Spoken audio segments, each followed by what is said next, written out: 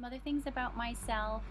I definitely work with spirituality, non-dogmatic, and for me, your faith, whichever it is, religion that you have, I work with what you have and what your beliefs are. I do not push my beliefs on my clients. However, I try to look from a lens of more of a universal perspective. And my experience working spiritually with clients, I have been a magnet for individuals who seem to be, they find themselves in transition.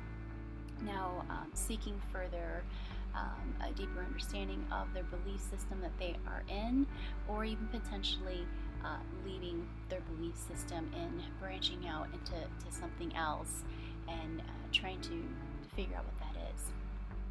Another component of spirituality that I work with and have worked with for a while is spiritual emergence or spiritual emergencies. And there's information on my website that you can look for regarding that.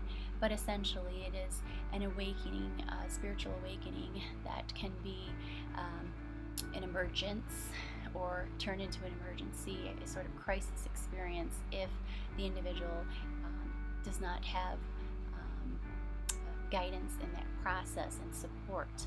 So that's another area of specialty that I work with. My biggest passion is working with women. I do work with men as well. Saying behind that, this I am here. I am here. We are more than our thoughts. You see, picture a bubble. A bubble that's blowing up, small or big. And inside that bubble are the contents of the thought. The thought is the bubble.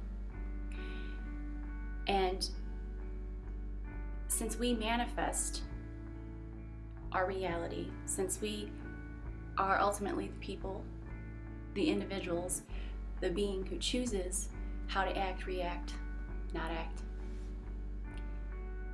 it is our thoughts that are bubbling out. But within those thoughts, remember, that's all the contents, that's all that nitty-gritty midnight of the spirit stuff, the feelings and emotions that are within that thought. It is a thought. It is not who you are. And so by saying something of, I am here, you can take yourself outside of that bubble. Unconsciously, this is what you're doing, but you can consciously visualize this and think of this, that you are taking yourself out of that bubble. You are not your pain. You are not your pain.